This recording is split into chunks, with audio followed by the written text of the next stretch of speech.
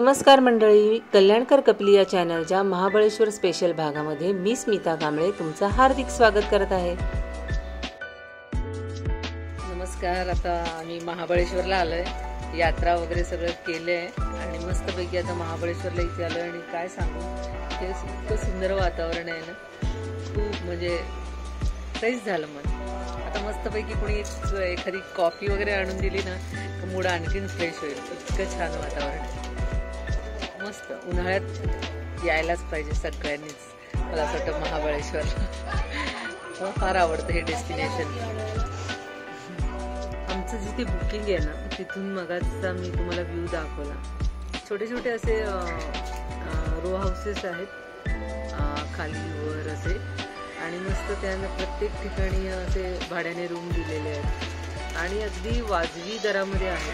आता आम्ही पण हा जो रूम घेतलाय ना त्याचं भाडं आहे 1000 रुपये। म्हणजे अगोदर त्यांनी 1500 सांगितलं होतं भाडं, मग थोडंसं मी कन्सेशन मागितलं, मग त्यांनी 1000 रुपयाचा हा रूम दिला। त्यानंतर मी रूमसुद्धा दाखवून तुम्हाला, रूमसुद्धा अगदी उत्तम आहे, काही प्रॉब्लेम नाही आहे। आमच्या रूमच्या बाहेरचा नजारा आहे हा, किती झाडी आहे बघा, खाली सगळे कार पार्किंग वगैरे आहे। तेच तर कारण आहे इथलं वातावरण इतकं थंड असण्यामागचं। इथे ना एक झाडच तोडलं ना का 50,000 रुपये दंड आहे, असे इथले स्थानिक लोक म्हणतात। बरंच आहे ना, आपल्या कल्याणमध्ये सुद्धा असा नियम एखादा काढला पाहिजे। स्टार्ट करणार आहे पूर्ण महाबळेश्वर एक्सप्लोर करायला। आता सही तयारी बियारी माझी तर झाली आहे, त्यांची होते।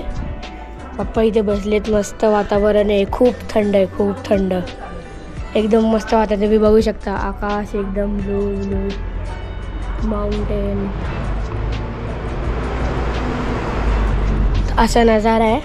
आता आपण काय काय पॉईंट एक्सप्लोर करणार आहे ते तुम्हाला आता व्हिडिओमध्ये तुम्ही बघू शकता।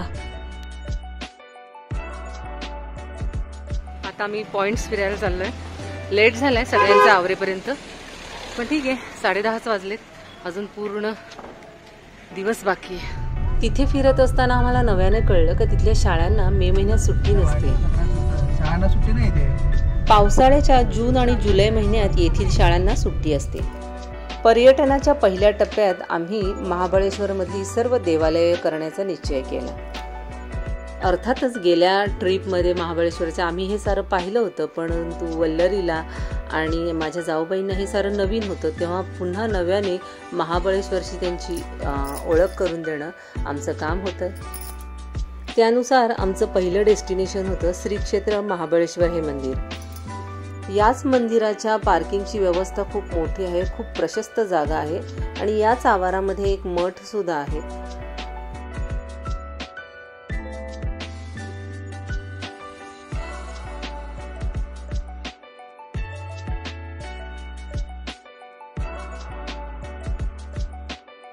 आजूबाजूची दुकाने निहाळत, वस्तूंच्या किमती काढत, बोलत चालत असे आम्ही पुढे सरकत होतो।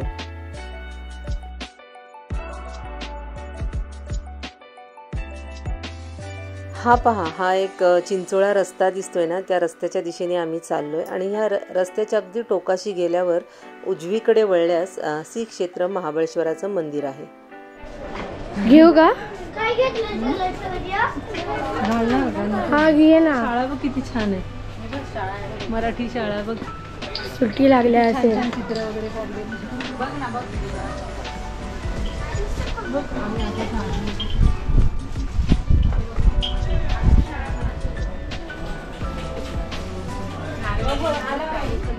आता आम्ही मंदिराच्या एक्झॅक्ट द्वाराशी आलेलो आहोत आणि इथून पुढे गेल्यावर लगेचच मंदिर लागेल।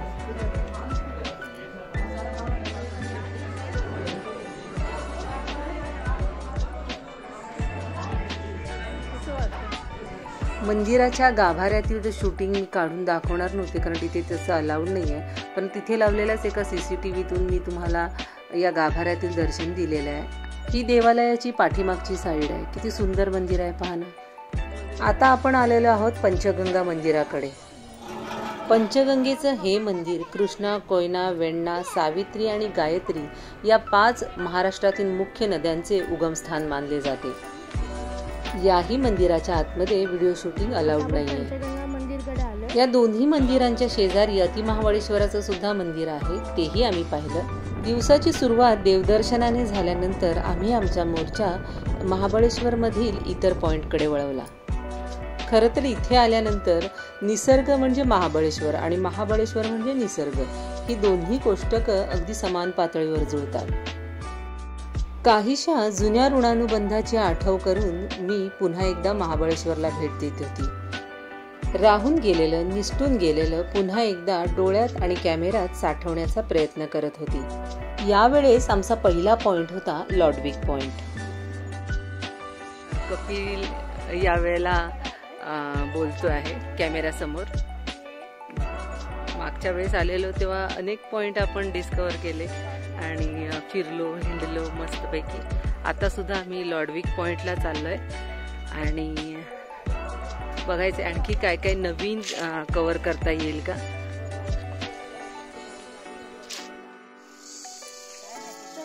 रातकिड्यांचा आवाज आहे.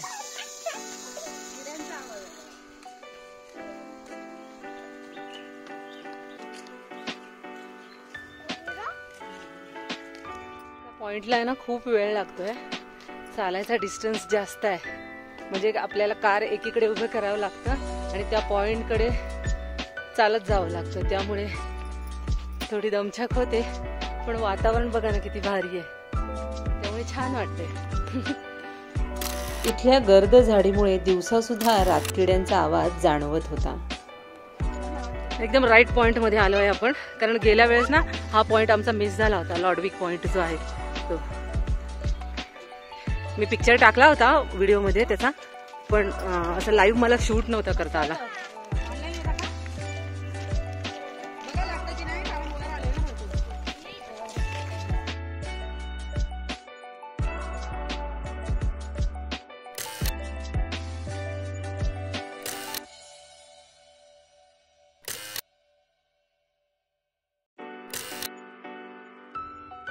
एलिफंट हेड पण त्या पॉइंटला नव्हतं गेलो आपण. नक्की हो बघूया बरं कुठला आहे. ओ हा मागच्या वेळेला हा नाही. ओके. बऱ्याचदा गल्लत होते एलिफंट हेड पॉइंट आणि मिडल होल पॉइंट मध्ये, कारण दोन्हीही जे पॉइंट आहेत हे हत्तीच्या माथ्याच्या आकाराचे आहेत त्यामुळे. आणि हा जो आपण पाहतोय ना तो आहे एलिफंट हेड पॉइंट. महाबळेश्वरला आल्यावर आपल्याला सह्याद्रीच्या उत्तुंग आणि नितांत सुंदर अशा पर्वतरांगांचे दर्शन घडते. बघा या लॉडविक पॉइंटच्या जवळच हे जांभळाचं झाड आहे. मस्तपैकी सगळे पर्यटक हे असे जांभळं काढतात आणि जांभळाचा मस्तपैकी आस्वाद घेतात. आम्ही पण खातोय या जांभळं खायला. स्प्रिंग्स घेतले आहेत आणि आम्ही बघा काकडी घेतली. महाबळेश्वर हे थंड हवेचे ठिकाण इंग्रजांनी डेव्हलप केलेले असल्यामुळे इथल्या सर्व पॉइंट्सची नावं तत्कालीन इंग्रज अधिकाऱ्यांच्या नावाने आहेत. झाड कसलं आहे, याला वेगळी अशी हे आहेत फळ आहेत ना, फुलं आहेत. ती फुलं आहेत. आकाश बघ ना किती सुंदर निरभ्र निळाशार बोलतो ना आपण, तसं आहे. कसं फुल आहे तुम्ही कमेंट मध्ये सांगा आम्हाला, तुम्हाला माहिती असेल तर. म्हटलं ना ते अगदी बरोबर बोलला. हा पॉइंट पण मिस झाला होता एलिफंट हेड, आणि जो गेल्या एपिसोड मध्ये आपण पाहिला ना महाबळेश्वरच्या, तो आपण केला मिडल होल पॉइंट. तो सुद्धा वन साइड आहे ना एलिफंट माथ्यासारखाच दिसतो, पण हा जो एलिफंट पॉइंट आहे ना एलिफंट हेड पॉइंट तो वेगळा आहे. इथे आपण चाललोय, हा जो रोड चालला आहे ना तो एलिफंट हेड या पॉइंटकडे जाताना वेगवेगळ्या प्रजातीची झाडे आम्हाला दिसत होती. रस्ता बघा ना, दोन्ही साईडला ग्रिल लावलेला आहे आणि असा थोडासा चिंचोळा आहे आणि एकदम त्या पॉइंटला एलिफंट हेड माथा असं म्हणतात, एलिफंट हेड पॉइंट. इथले पॉइंट फिरायचे म्हणजे ना आपल्या शरीरामध्ये पण दमखम लागते आणि सगळ्यात महत्वाची म्हणजे मनामध्ये दमखम लागते. तर तुम्ही इथले पॉइंट अगदी आनंदाने सहज आणि हसत खेळत पार करू शकता. आणि अखेरीस आपण आलेलो आहोत त्या पॉईंटकडे. आणि आमच्या फॅमिली ग्रुपमध्ये या पॉईंटपर्यंत सगळ्यात आधी पोहोचणारी मी आहे. हे बघा, I done it. Yes, I am fit and fine. इथले पॉईंट्स पाहताना एवढं मात्र नक्की लक्षात ठेवायचं, इथे जे सेफ्टी ग्रिल्स लावलेले आहेत ना, त्याच्या पल्ल्यावर जाऊन फोटोग्राफी किंवा व्हिडिओग्राफी करायची नाही.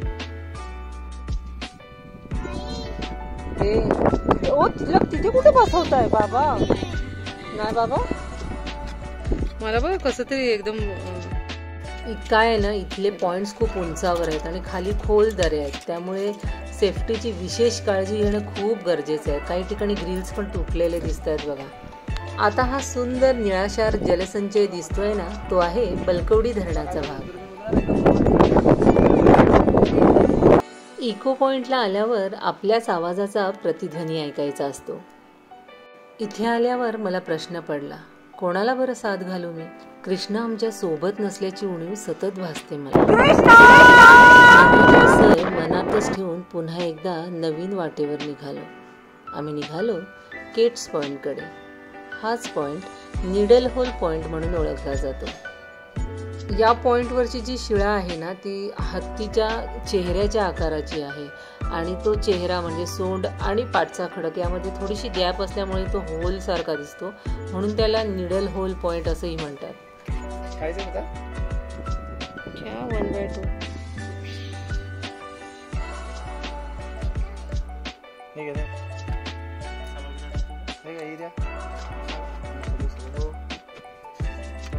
फिरता फिरता इथल्या ताज्या फळांचा आस्वाद घेणं म्हणजे मौजेचीच गोष्ट आहे.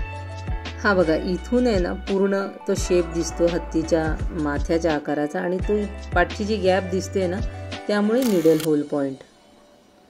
तर असं आहे इथल्या पॉइंट्सच्या नावाचं मर्म. किती विचार करून नावं दिली आहेत ना.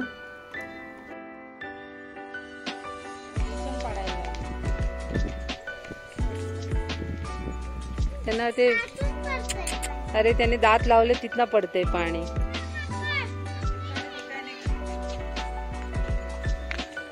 इथे माकडांची खूप मजा मस्ती चालते, खूप धमाल असते. आमच्या हातातली तर पाण्याची बॉटल सुद्धा घेतली त्यांनी.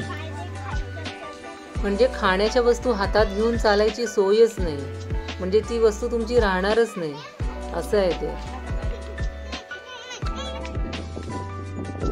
इथे पण इको पॉइंट आहे बा. दोन ठिकाणी आहे एवढ्या सगळ्या पॉइंट्समध्ये.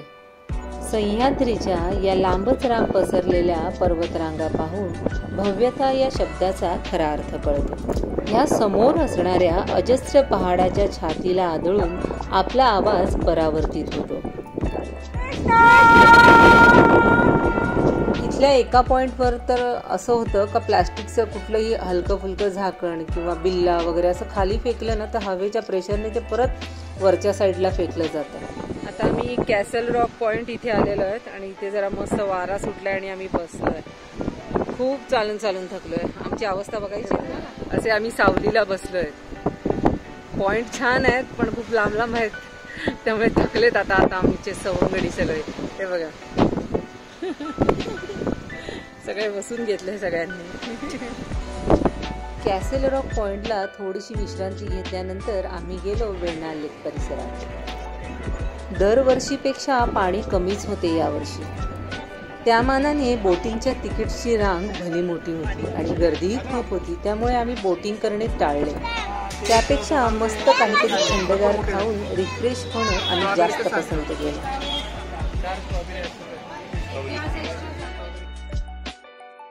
वेण्णा लेक परिसरातील ही खाऊची दुकाने म्हणजेच खवय्येगिरीचे मुख्य अड्डेच आहेत.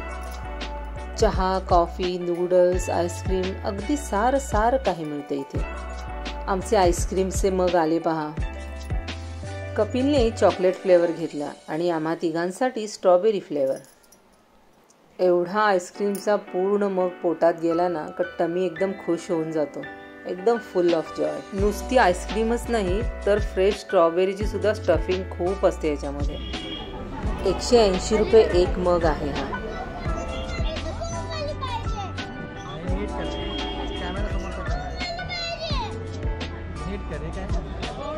वल्लरीची तक्रार ऐकली का तुम्ही? तिला कोनमधली आईस्क्रीम पाहिजे होती. या दिवसाचा शेवट हा सनसेट पॉइंटने होणार होता.